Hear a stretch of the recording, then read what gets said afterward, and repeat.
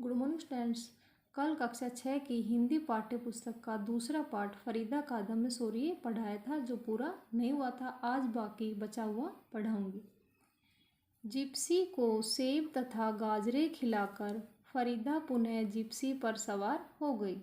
Gypsy अर्थात अपने घोड़े को सेब तथा गाजरे खिलाकर फरीदा पुनः अर्थात दोबारा जिप्सी अपने घोड़े पर सवार हो गई। वह घोड़ा रोबर्ट वाली झोपड़ी की ओर मतलब तरफ सरपट दौड़ने लगा। सरपट मतलब तेज। तो वह घोड़ा रोबर्ट वाली झोपड़ी की तरफ तेज दौड़ने लगा। पास पहुंचकर फरीदा घोड़े से उतरकर दबे पांव झोपड़ी की ओर बढ़ी। अब फरीदा पास पहुंचती है और घोड़े से उतरकर दबे पांव अर्थात बिना शोर किए झोपड़ी की ओर बढ़ती है। दरवाजे पर पहुंचकर उसने भीतर देखा। वह दरवाजे पर पहुंचती है और अंदर देखती है तो रोबर्ट को भूमि पर बेसुध पड़े हुए पाया। बेसुध अर्थात बेहोश। तो क्या देखती है कि रोबर्ट भूमि पर बेसुध पड़ा हुआ है। तीनों युवक झोपड़ी के पिछले भाग में खर्राटे ले रहे थे। तो तीनों ही युवक झोपड़ी के पीछे वाले भाग में खर्राटे ले रहे थे। वे नशे में चूर थे अर्थात वो नशे में पूरी तरह से लीन थे। उनको नशा पूरी तरह से चढ़ा हुआ था तथा खाली बोतलें, उनकी बंदूकें तथा वायरलेस सेट उनके पास पड़े थे। उनके पास कुछ खाली बोतलें, उनकी बंदूकें तथा वायरलेस सेट पड़े हुए थे। फरीदा ने अपनी जेब से एक बोतल निकालकर क्लोरोफॉर्म उनके नथुनों के आगे छिटक दी। अब फरीदा क्या करती है, अपनी जेब से एक बोतल निकालती है, क्लोरोफॉर्म अर्थात नशे की दवा उनके नथुनों अर्थात नाक के आगे छिटक देती है। तो फरीदा अपनी जेब से एक बोतल निकालती है और उसमें क्या होती है, बेहोश होने की दवा होती है। वो उनके नथुनों के आगे छिटक देती है अर्थात नाक के आगे छिटक देती है तथा वे पूर्णतः बेसुध हो गए। पूर्णतः अर्थात पूरी तरह बेसुध बेहोश हो गए। फिर उसने दूसरी बोतल में से रोबर्ट के मुख पर पानी छिटक दिया। अब वो दूसरी बोतल में से पानी निकालकर रोबर्ट के मुख पर छिटक देती है। परिणाम स्वरूप वह होश में आ गया। इससे रोबर्ट होश में आ जाता है। रोबर्ट, तुम ठीक ठाक तथा सुरक्षित हो, लो यह पानी पी लो, फरीदा ने कहा। अब फरीदा रोबर्ट से पूछती है कि तुम ठीक ठाक हो, सुरक्षित हो और लो यह पानी पी लो। रोबर्ट के मुख पर कृतज्ञता भरी मुस्कान बिखर गई और रोबर्ट के मुख पर कृतज्ञता अर्थात शुक्रिया भरी मुस्कान बिखर जाती है, फैल जाती है।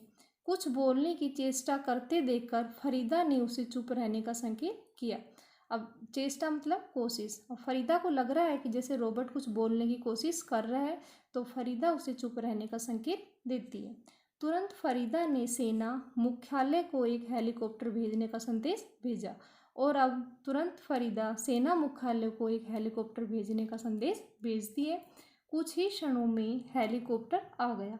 अब कुछ ही देर में हेलीकॉप्टर आ जाता है तथा तीनों आतंकवादियों को लेकर हवा में उड़ गया और वह हेलीकॉप्टर तीनों आतंकवादियों को लेकर हवा में उड़ जाता है। फरीदा रोबर्ट को घोड़े पर बिठाकर घर ले आई। अब फरीदा रोबर्ट को घोड़े पर बिठाती है और घर ले आती है। फरीदा के घर पहुंचते ही रोबर्ट के मुक्त होने का समाचार चारों ओर फैल गया। जैसे ही फरीदा घर पहुंचती है तो रोबर्ट आज़ाद हो गया, यह समाचार चारों तरफ फैल जाता है तथा फरीदा को बधाई संदेश आने लगे और फरीदा को बधाई संदेश मिलने लगते हैं। सेना अधिकारियों ने भी फरीदा की उसके अदम्य साहस के लिए प्रशंसा की। सेना अधिकारी भी फरीदा की काफ़ी तारीफ करते हैं तथा उसका नाम परमवीर चक्र के पुरस्कार हेतु प्रस्तावित अर्थात सुझाया गया। तो उसका नाम परमवीर चक्र के पुरस्कार हेतु प्रस्तावित कर दिया जाता है। अब इस लेसन के वर्ड मीनिंग देखो। अदम्य अर्थात जिसका दमन न हो सके। शौर्य वीरता। असमर्थ ऐसक। अपहरण बलपूर्वक उठा ले जाना। चंगुल पंजा और इसको हम पकड़ भी कह सकते हैं। भावी भविष्य में होने वाला। मुक्ति रिहाई। अनैतिक नीति के विरुद्ध। सुरक्षित ठीक ठाक। दैनिक प्रतिदिन का। खिन्न दुखी। बावर्ची रसोई बनाने वाली। पुष्टि समर्थन। असाधारण विशेष। उदंड अक्खड़ सलामती कुशलता।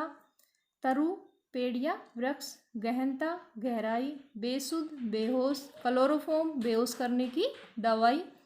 कृतज्ञता शुक्रिया, अविलंब झटपट, प्रस्तावित सुझाया गया, भूरी भूरी बार बार।